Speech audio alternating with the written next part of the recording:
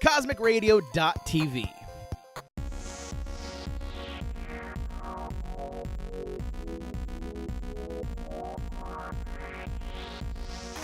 Welcome to Jump Point, where we'll talk the gamut of gaming topics. I'm your host, Roberto Vegas, joined by Bryce Castillo. And we are now at our, I don't know, I guess this is now our official location? Yes. This is the satellite Cosmic Radio studio. A.k.a. Bryce's apartment. Anywho. So it's Halloween. Yep. Ish. Mm-hmm. Ish. And we thought, whoops, it's been October and we forgot to do anything last week. we did. We have. Well, because I've been super busy. Like, I've been getting everything together for, it already happened, but I did my Extra Life event. And so I've been crazily prepping for that, trying to get everything set and together for that. And I just like, crap, we didn't record anything for Jump Point. I didn't record anything for a lot of stuff. I had to record like 8-Bit Life like well ahead of time to make sure I could do that even.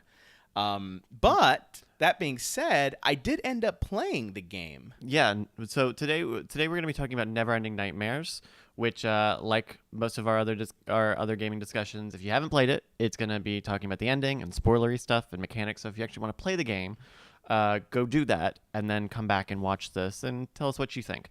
So it is actually Neverending Nightmares was a Kickstarter game. Oh, really? It got kickstarted for about $108,000, I want to say. And you can get it now on Steam for Windows, Mac, Linux. Yeah. And you can get it on the Ouya. Really? Yeah. It's about $15. It's got, I think the most striking thing is that it's got this really illustrative art style. I mean, it's the very first thing you notice on anything. Screenshots, gameplay footage. Yeah. How did you feel about that? Let's start about the graphics before we get into the art style I loved. I really did dig it. It was so bizarre and so unique. Like, I love the fact that everything was in black and white, and anything that wasn't an object you couldn't interact with wasn't in color. And it had except the blood. Except the blood, right. Which I thought was really striking. Like, it almost reminded me kind of like a Schindler's List kind of thing, where you only saw like those are the red and things like that. And I really liked that because, like, even when the shadows would be cross stitched and shaded and all that kind of stuff. And the graphical engine was very. It was more complicated than it looked, right? I mean, you actually got shadows from light sources, not just kind of like just simple masking. It's actually really complicated and because your character produces a shadow a bit and things like that. But it was the idea of, like, when you started, like, for me, when I got to areas of like, okay, this place is too dark, I'm not gonna walk in this yet, and I'd walk away like just frightened, even though I'm like, I think I need to go there, but it's too dark. No. And I'd walk away. And then, you'd start walking out of the rooms. You see stuff like, I remember the coolest effect for me was when you got the candle for the first time. And there was a room you'd gone into that was dark in there, and there's like a hint of red on the wall. You couldn't quite see it. Right. But as you took your candle there, it would reveal a message that was like written in blood and all kind of, all types of creepy. Yeah. I think the sort of illustrative style worked really well to sort of, like, I was really scared by this game. I was playing the first night I played it. It was like 1 a.m., which was a bad idea. It's always a bad idea to play a horror game at 1 a.m. But the art style actually felt kind of like comforting. It felt a little less spooky because it wasn't realistic. It felt childlike almost, like in a good way, like a child book illustration kind of thing. Because it looks like a newspaper illustration. Yeah, doesn't it? And something about that made it like, even when it was pitch black, even in that one segment where everything is pitch black for a long time, you can still see little bits of the scenery through the cross hatching, just because it's not fully covered. Yeah. So I think that is, the art style was really its strongest suit point. Yeah, that I'm going to agree with you there. I think if this had been something, a different kind of art style or something like that, I don't think it would have been as unique of a horror game. Yeah. Even one thing we're seeing here is the different cutaway shots of the portraits. There's a lot of those, a lot of portraits. Yep. A lot of like the sink where you see teeth that have been ripped out. Yeah, the dolls. They're all of those dolls creepy have as hell. Totally different masks too. Yeah, no, the dolls were probably the creepiest thing for me because when I walked in that room, I was like, nope. I would literally just turn around or just ran through it. If I had to go in the room, like, nope, we're done. We're done with this because I'm not going to deal with the lip. See, the thing was, a lot of the fear for the game for me was, I brought a lot of my own kind of elements into it. Like, at times, it would be like we'd get to a room. And I'd see a doll. I'd be like, nope, I am not dealing with this. I am not dealing with things that could come alive. Right. Even if they've never come alive before. Because I don't know what kind of game. What's happening, I don't know what's happening. And I think that's one of the things that I enjoyed the most about the game was that I never quite knew when it was going to end. Obviously the idea of being Neverending Nightmare is that you're kind of looping around. And so you wake up from your bed and you kind of walk and you end up finding your sister's grave or something like that. And you end up kind of crying and losing it. You then wake up again and your sister's there. And it's just like, it was such a weird thing for me of like, I never quite knew when it was going to end, Yeah. Yeah, no, it definitely, especially like, it's not until the end of the game where you actually see the progression of the story's chapters, right? So that was another thing. I was because I had a pretty good idea that it was going to be a shorter game, but I wasn't sure if it would be a 3-act sort of thing. But I think in the end, it was about an hour and a half, 2 hours, which was a pretty nice experience. Yeah, actually was as lengthwise, I'll say. All right, let's talk gameplay now. Okay, I think I think that may be where I may have some issues. Yeah. Okay. Minor ones. Again, for me, I do, like point-and-click adventure games and that kind of thing, and I've played my fair share of them. But we've always talked about Resonance. Not Resonance. We talked about this. Gemini Rue. Gemini Rue. Thank you. Yeah. So we've done our own kind of thing on that. Yeah. This bugged me because it almost felt like the control scheme with I was using a controller for mine. Yeah. It just didn't feel like right to use a controller for some reason. Really? I started playing on the keyboard, and then I was playing on my laptop, and I had to get it away from me, like just because it was like this frightening thing. But I did play most of it on the 360 controller. Yeah. The control scheme was a little strange because there isn't a whole lot to do. Right. Exactly. Like all you can really do is interact with something, and run. But this kid can't run worth a damn. Like, I kept getting him out of breath as I was running. Right. Well, I think, and that was a sprinting sort of thing. And maybe that was the thing, is that I'm so used to in games, like when you're playing a video game, that you can dash infinitely and things like that. So it added a weird kind of mechanic of the sprinting kind of thing. I don't know. I don't know if I like that you weren't unlimited dashing. I do too. I did like that as well. It just was weird that this is all I can really do right now. I can either kind of hobble around, or that I can't walk faster, for example. I can't have a sprint a brisk you just kind of hobble around and then you can run and then get yourself out of breath quickly. Well, I mean I think that's just how it has to be, I guess. Yeah, I don't know. It's a minor thing. It's not even really the biggest issue. I would say gameplay wise, I think the toughest thing is the difficulty curve, or rather the lack of it. Yeah, because you see a couple of different types there's about 5 or 6 actual types of enemies in the totality of the game. And a lot of them are either very simple, or you don't see enough of them to have any major conflict with them. You've got those big hulking baby face things. Yep. And there's really only 2 or 3 times that you confront them where you actually have to run away and hide from them. Yeah. And you still see the chests that you hide in. Yeah. After you need to use them. Yeah, that was the weirdest thing, because I would see them the first time I saw them. I didn't interact with a baby. I saw it. I was like, I guess I can get in here, and I walk away in that.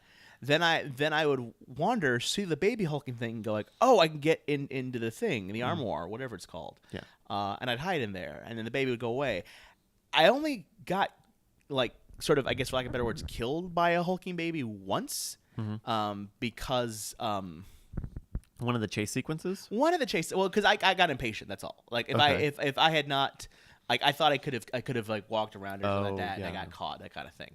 The enemy that bugged me the most was, I guess it's in the psychopaths essentially. The patients. The patients, Yeah. because there was one sequence that I got into in the game that I don't know how I defeated it. Yeah. Because I kept doing the exact same thing I had done. Like it was sort of this there's this blocking pathway, and you had to slowly kind of walk it, follow it back and forth. But all the patient was doing was going back and forth through the same path, blocking my way to get through. Right. I don't know how I ended up getting through that because somehow the patient took a alternate route or something like that. Like he passed differently, and I'm like, how did I get through that? He's never done that before. He's never, it was bizarre. Because the thing is, before those enemies even came in, there was no enemies. I had really no fear of being hurt. There were these things that jump out, a lot of jump scares, things like that, but I'd never encountered any. This game never gave me the impression that we're going to have things that can eat you and kill you. Right. Yeah, there was definitely a lot of like.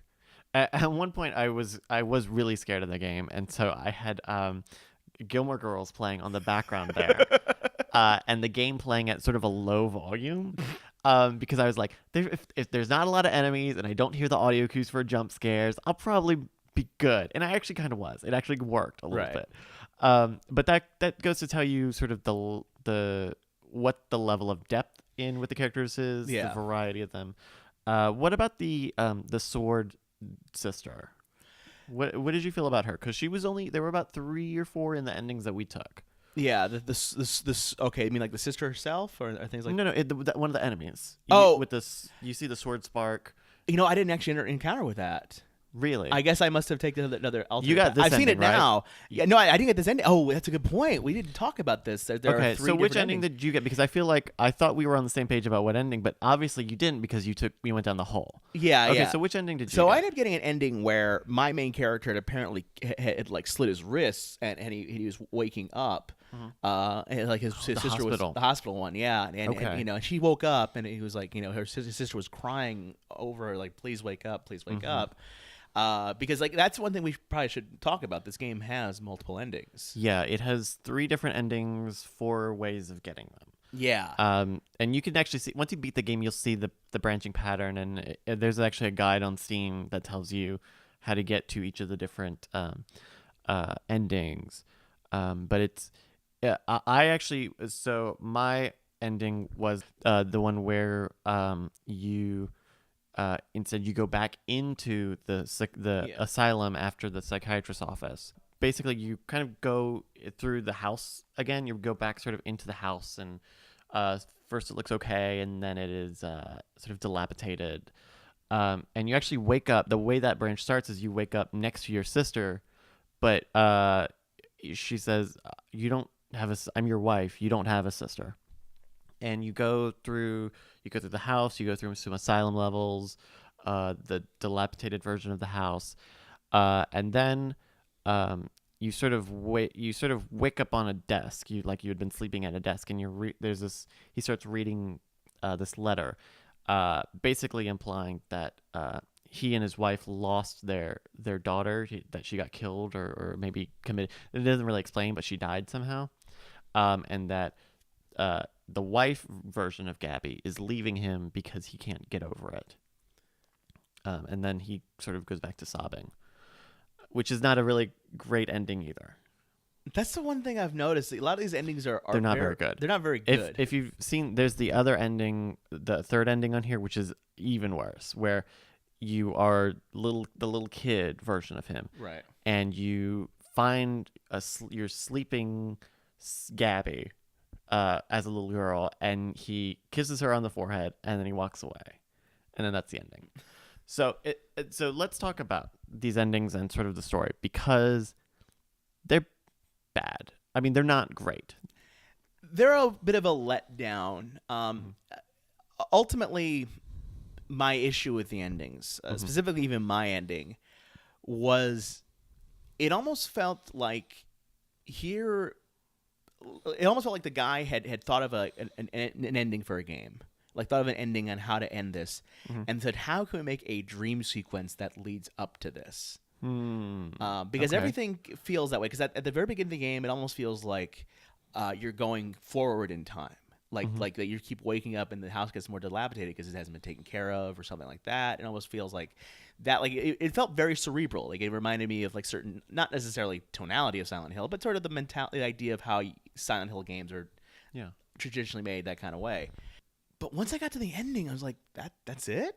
That's I was just a guy that almost killed himself, and this is what, like, is this like my way of trying to comprehend of why I killed myself? Because like it doesn't, a lot of the endings never seem to tie in with the rest of the game. Yeah, no, definitely. There's that, absolutely. Especially if you look at it in the universe of all three of these endings, where they pretty much conflict horribly with each other. It's just. I don't know. I feel like there isn't a lot to say about the story because it might as well not be there. Well, like, it feels like horror porn, which is just scares and blood and graphic violence. Not even violence, just like graphic images. Yeah. For no reason. Yeah, it felt like Jump Scare the video game because, I mean, now granted, a lot of games will do jump scares and things like that. It's not out of the realm of horror games, but I never felt like my actions were doing anything. Like half throughout the game, I felt like I was just sort of wandering around. Like there's a lot of rooms you can go into, a lot of things you can interact with. A lot of them doing nothing. You walk into, a bedroom. You walk into a bathroom and there's nothing there, or you look into an asylum ward, and like only one of them will have a guy jump out at you, kind of thing, to scare you with that, because everyone else did. And it never felt like. It never felt like anything that I was doing was leading up to something, let alone the ending I got. Now, okay, so this isn't devil's advocate, but this is another interpretation. Okay. Which butts total heads with everything I've just said. Okay. If you view it as a series of dream sequences. Right. It's not illogical. It's not wrong. It's not totally pointless because dreams are often confusing and muddled like this, which is maybe a bit of accuracy to how sometimes dreams will scare us to take us away from suicide attempts, loss, or just being a child who is scared. Sure, I could, but there's at least that through character of Gabby, of the sister or wife or whatever. And if that were the case, then like these are the worst dreams I've had. Like not even good nightmares. Like these are nightmares I'd be like, I had a scary dream. Okay. Like I wouldn't remember it. Like I think that's my problem with the game ultimately, is that nothing of it really feels memorable beyond the art style. Right. Yeah, definitely the art style is the one sort of very unique thing it's got going for it. But I don't know. You can look at the whole picture. You can look at the graphics and the mechanics and the story, and you can find any game that is better than any element combined. Yeah. I mean, I wouldn't recommend it as a horror game. It wouldn't be the top of any of my lists. I mean, I can kind of recognize any individual ending, either the letter ending or the child ending or the suicide ending. I could kind of look at any one of those and maybe try to find symbolism throughout the game, whether it's waking up next to Gabby or having her be some non-relation therapist or having her be your sister or having her be dead or having her be some sort of murderer. Like you could probably read into all of that imagery, but because all of the endings are so different, and I think part of it is because there's that Steam achievement to get all the endings. Yeah. It almost feels like it's hard to. It doesn't feel right to single any ending out and read into it because it will just conflict, and it just seems like a pointless exercise. Well, even when we talk about dreams and things like that, now that I think about it, when we do talk about dreams, when you talk about like he had a dream with like, oh man, I had this dream and you were there, and my brother was there. I've never had a dream where I've mistaken like my a sibling or cousin for like a relationship. That's never come up in a dream.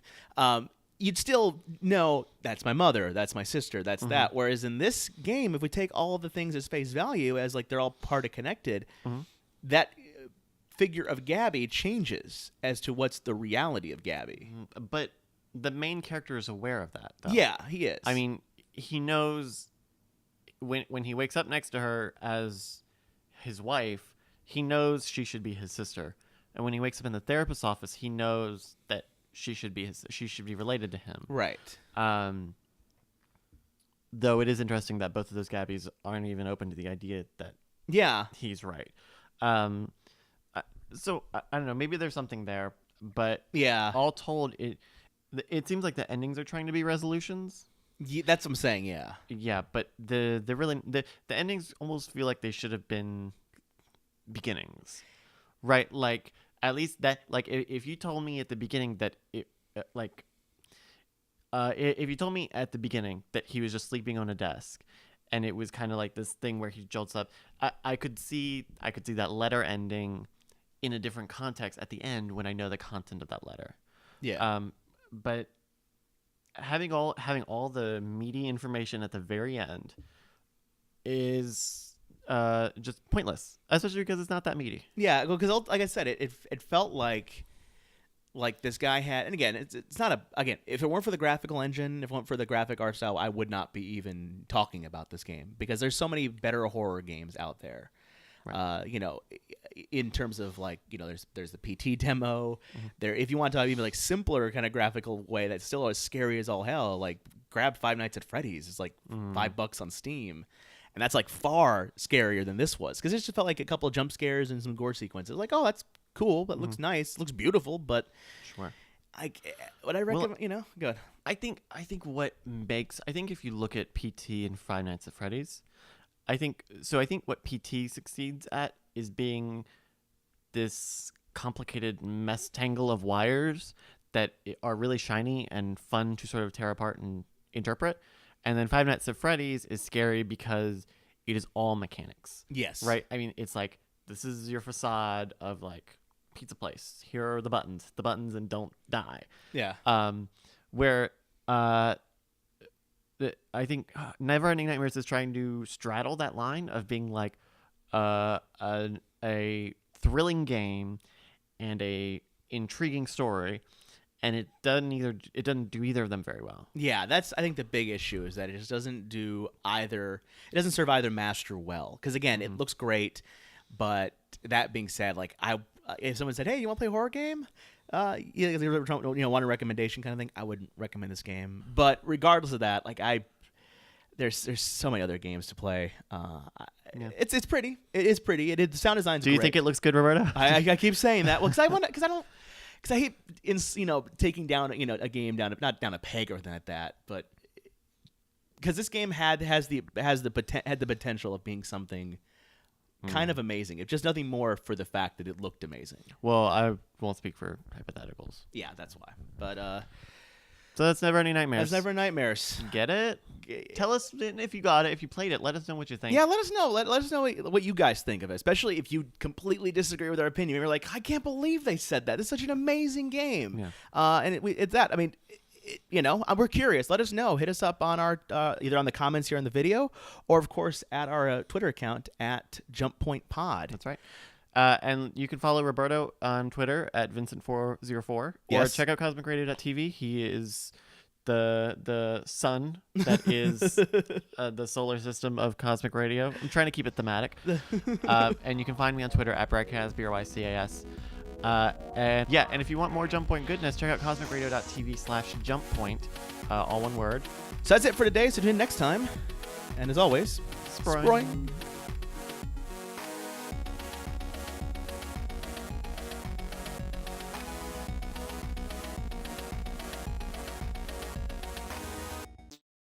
This has been a CosmicRadio.TV production.